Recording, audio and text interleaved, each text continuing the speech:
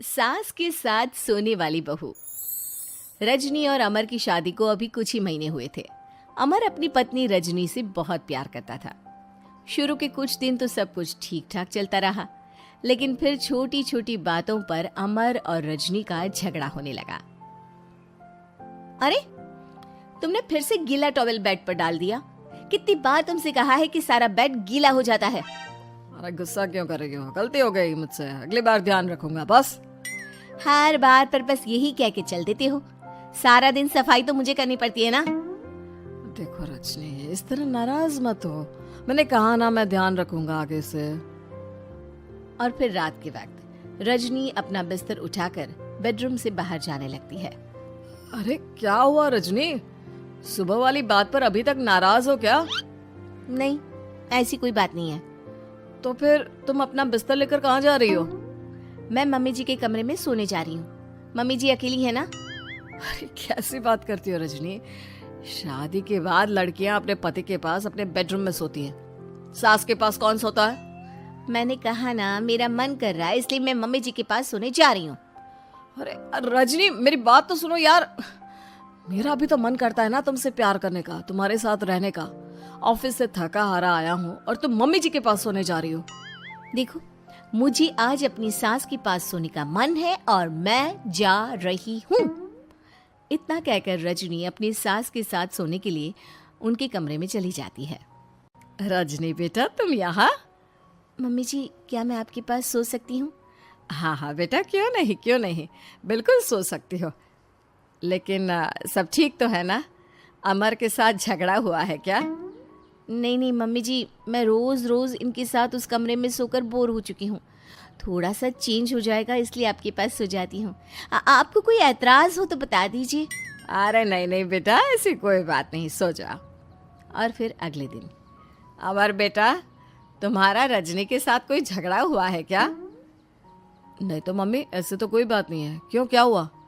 अरे वो कल रात मेरे कमरे में सोने आ गई थी तो मुझे लगा सब ठीक तो है ना बेटा? नहीं मम्मी जी, वो ऐसी बस उसका मन किया होगा। कह रही थी कि मम्मी अकेली है इसलिए आपकी चिंता हो रही थी। पर अगली रात को फिर से रजनी अपना बिस्तर उठाकर सास के कमरे में पहुंच जाती है। रजनी बेटा, आज फिर से मेरे पास सोने आ गई। मम्मी जी, आपको मेरा अपने पास आना अच्छा नहीं लगता? अगर ऐसी बात है तो मैं बाहर ड्राइंग रूम में चली जाती हूँ। अरे नहीं नहीं बेटा, ऐसा कुछ नहीं है। पर अमर अपने कमरे में अकेला होगा ना? अरे तो वो कौन से 6 महीने के छोटे दूध पीते बच्चे हैं, उनको डर थोड़ी ना लगता है। इतने बड़े हो गए हैं, 1-2 दिन अकेले सो लेंगे तो कुछ बिगड़ नहीं जाएगा। और इस तरह फिर तो ये रोज की बात हो गई। रजनी रोज अपना बिस्तर उठाती, अपनी सास के पास आकर सो जाती। सास उससे कुछ इसलिए नहीं कहती है क्योंकि उसे लगता है कि बहू बुरा मान जाएगी। एक दिन सुबह सुबह, माँ मेरे लिए चाय बना दो, ऑफिस जाने का टाइम हो रहा है। अरे बेटा, तो रजनी से क्यों नहीं कह देते? मुझे उससे बात करने का बिल्कुल भी मन नहीं है। अरे आखिर क्या बात है बेटा, तुम इतने उदास क्यों लग रहे हो? देखो ना माँ, आजकल रजनी का बिहेवियर मुझे कुछ समझ में नहीं आ रहा। रोज रात को आपके पास आकर सो जाती है। अगर उसे मेरी परवाह नहीं तो मुझे भी कोई फर्क नहीं पड़ता। अमर गुस्से में ही घर से ऑफिस चला जाता है। ये देखकर सास बहुत दुखी हो जाती है। और फिर अगले दिन, मम्मी जी, मैं आ गई आपके पास सोने। हाँ बहू, सो जाओ। पर वो क्या है ना, आज मेरा पुरानी फिल्में देखने का बड़ा मन कर रहा था। कोई बात नहीं, सो जाओ, मैं पिक्चर देखती रहूंगी। ठीक है मम्मी जी। रजनी की सास तेज आवाज में अपने कमरे में टीवी चलाकर रखती है। इसकी वजह से रजनी को नींद नहीं आती, लेकिन वो पूरी रात करवट बदल बदल कर सोने की कोशिश करती रहती है। सास को लगता है कि अब रजनी उसके कमरे में सोने नहीं आएगी, लेकिन अगली रात फिर रजनी उसके कमरे में सोने के लिए पहुंच जाती है। मम्मी जी, मैं आ गई। अरे बेटा, मुझे लगा कि कल तुम ठीक से सो नहीं पाई थी। जाओ अपने कमरे में आराम से सो जाओ ना बेटा। अरे नहीं मम्मी जी, कोई प्रॉब्लम नहीं है। इतना कहकर रजनी फिर से अपनी सास के कमरे में सो जाती है। आधे घंटे बाद, बेटा जरा मेरे पैरों पर तेल तो लगा दे। ठीक है मम्मी जी। रजनी अपनी सास के पैरों पर तेल लगाकर जैसे ही सोने लगती है, आधे घंटे बाद फिर से। बहू, मेरे सर में बहुत दर्द हो रहा है, जरा मेरा सर तो दबा दे। ठीक है मम्मी जी, दबा देती हूँ। बहुत जोर से नींद आ रही है। अपनी सास का सर दबाकर रजनी फिर से सोने की कोशिश करती है, पर आधे घंटे बाद फिर से। अरे बहू, बड़ी जोर से प्यास लगी है बेटा, जरा किचन से पानी तो लेकर आ। अरे मम्मी जी, जैसे ही नींद आने लगती है कुछ मांग लेती है। रजनी चुपचाप जाकर किचन से पानी लेकर आती है। इस तरह रजनी की सास पूरी रात हर आधे आधे घंटे पर उसे किसी न किसी बहाने से जगाती रहती है। रजनी परेशान हो जाती है।